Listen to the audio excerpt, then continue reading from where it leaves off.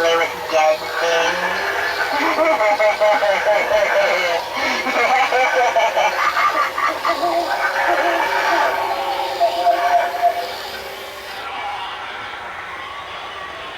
This woman looks like she's having a good time. Yeah, she's just chilling with her dogs. Yep. One of the dogs has got a brain in its mouth, and the other one's got a heart. Okay, this one's got a brain in its mouth. Yeah, no, that's a heart. A heart in its mouth. Yeah, this one over here to your right's got a brain in its mouth and a tutu on it. I'm assuming that's the female dog. It's pretty cool. Very neat. The gold dog. I like this dog. Yeah, we just got him. Oh. Yeah, he looks like he's worth about a bunch of money or something. He would be if he was solid gold. Unfortunately, he's not. Well, I don't think it would be sunbathing because there's no skin to, Nope. tan. So what gave you the inspiration for this? I mean, you thought it'd be kind of cool to watch a woman, just stretching out with their dogs? Yeah, just chilling out. I love this. This is cool. Okay, this is a pretty cool little thing here, isn't it? Now, he looks like a little vicious little puppy with glowing eyes. He looks like one of those little dogs you bring home, think how cute it is, and all of a sudden it turns nuts. What is that? That's kind of like a zombie dog. If you zoom in closer on him, you'll notice that you can see part of his bones sticking out through his skin because he's malnutrition. So we got quite a few of them. They're kind of cool looking. Kind of going with the zombie theme and skeletons and all that wonderful stuff. Yeah, it looks like a real vicious dog. You ever seen a vicious dog in your life? Like, you ever had a neighbor dog or anything like that? Yeah. We got pit bulls now, and it's like, they don't bother me, The only problem with a pit bull is how people take care of them. Yeah. If you take care of your dog, they're not going to be vicious. It's all in how you treat them. Yeah, exactly. So. Yeah, it's a pretty cool little thing there. Now, you got him this way, and he had came up with the eyes, I'm guessing? Oh, yeah. The bad thing about all these things that light up and all the eyes is the amount of batteries. I go through a lot of batteries every year. I mean, the floodlights and everything I got out in the yard, they last a long time. The plug-in things, it's just electric. But the batteries, oh my gosh, I go through a lot of batteries. I think this year alone, I probably went through 150 batteries. Every strobe light's got 3 or 4 batteries in it. These little animated dogs, they got 3 batteries in every one of them. So unless I can plug it in, it's a lot of batteries. And it's just like a toy car, you used to get for Christmas. They take a lot of juice. They do wear out. So usually I end up putting new batteries in them when I start, beginning of the month, usually by the middle of the month. It's like the ground breakers out front. Half the time when they don't want to turn, there's one out there on the corner that I need to change the batteries in because he doesn't want to work when you clap. So I'll probably end up changing the batteries in him tomorrow. I put new batteries in him a week ago. But it's one of them things. It happens. Wow, that's a dog. Wow, I guess that dog's had a big job in a person. He's chewing on another carrot top head skeleton, chewing on his hand. And he's got his little buddy down here trying to eat his spine out. And a little bit to the left of him, we got a big old spike dog. He's got a femur bone, looks like. Oh, a fortune teller here. So she pretty much tells the future, doesn't she? Yeah, she never shuts up. She'll drive you crazy because she'll talk from the time I turn the power on till it goes off. Down here we got a little baby coffin. On Halloween I put little glow sticks in there to make it glow. And then we got a couple baby dolls next to it and another one up against a tree. Kind of like that's probably the sickest thing we got out here. It's kind of trying to make it a little kid friendly. But yeah, that was just kind of weird, so.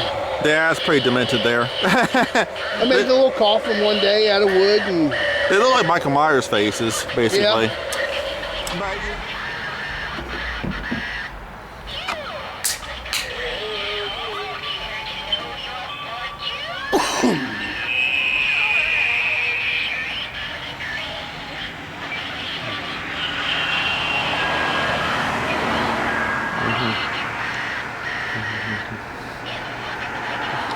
If you notice to the left of them, I made little signs that say clap. So that way when people come up here and they're looking at them, they're like, they're not moving. And then they read the sign, they'll be like, oh, if I clap, and then once one person does it, normally there's a lot of people that come through here every night. They'll start clapping and it'll activate them and they love it. Rest in peace. Yep. That's really nice. Now, nice design there on the who was that supposed to be, like a like some kind of zombie from Night of the Living Dead? That's what he looks like. Can't really see him too well, but I got a scarecrow here. Wow.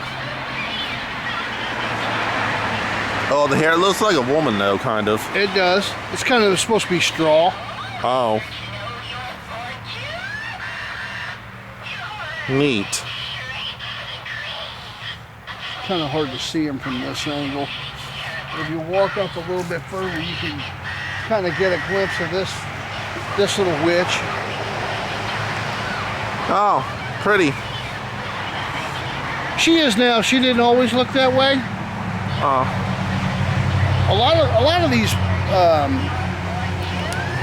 statues and things that we get, all these animated people, they don't always work right when you first get them. Right. Because if we were to go out to the store, excuse me, and we were to buy this brand new, all these things are for indoor use only. We leave them out here for a month. In the beginning of October, they go up all the way through Halloween. And I didn't want to spend $300 on her, and have her sit out here and the first rain come along and it kill it. It'd be a waste of money. So we buy them when they're on clearance. That's the only way you can afford to do it. And she was starting to break down like a lot of them. And inside of the neck, they've got wire and everything, kind of like a wire skeleton holding them together, kind of like an old mannequin style, so like a dressmaker. And it was kind of falling apart. So I took it all apart, and the head part of it had a plastic pipe coming up holding the head on. Plastic broke. I took that out, put a metal rod in there, hooked it all together. And then as I was putting her back together, she just had kind of raggedy hair, and I'm like, that's not gonna work. I thought, okay, let me go look at the wigs we got. Found this long wig, probably about 2 foot long, curly blonde hair. And I thought, you know what? Blonde-haired curly witch. And as you can see by looking at it, she looks pretty daggone awesome. Yeah. So I just threw her hat back on her and put her clothes back on her and brought her back out here. What was your favorite Halloween as a child? Do you remember a Halloween that always stood out to you as a child? I mean, you just of ours, Oh, it was awesome. I mean, I'm talking about when you were growing up. I mean, was there a specific year? Remember how old you were?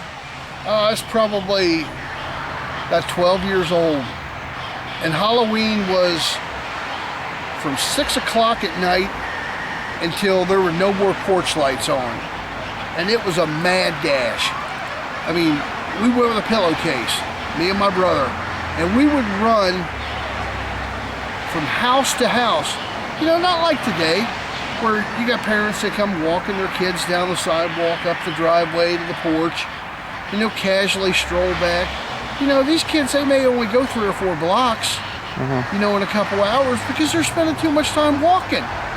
We were literally running from house to house. My mom was telling me that my uncle, he's a year younger than her. She was talking about when they were kids, he would go out trick-or-treating and stuff. Oh yeah. And you would see him till after midnight to literally come, he'd be all over the place trick-or-treating. It would usually be about 10 o'clock because, Halloween falls on different days of the week. It's not like, okay, it's on the last Saturday of October, which would make more sense. Yeah, when kids stay out later. You didn't have to worry about the kids going to school the next day. you know, all that wonderful stuff. But back in the day, me and my brother, we would literally run from house to house. We would block off our neighborhood. You know, it's like, okay, first we're doing this side. You know, we'd go up one street, down the next, you know, and we'd kind of do a pattern. And then we'd end up back at our house. We would empty a full pillowcase, you know, full of candy, and grab a drink of water or whatever, and we'd go back out. We'd come back home, and it's like the vegetable and the fresh little drawers in the refrigerator, all 3 drawers, they were completely full of freaking candy. But even when just chocolate. Even when I was a kid, though, I don't think I stayed out past like 10 or 11. I mean, I was pretty much home at 10 or 11. Usually by about 10 o'clock, you know, you may have to run 6 houses before you saw a light that was still on, you know, and it's like, okay, coming down to the end, it's like, we'd get home and it's like, we felt like we ran a marathon because we literally did.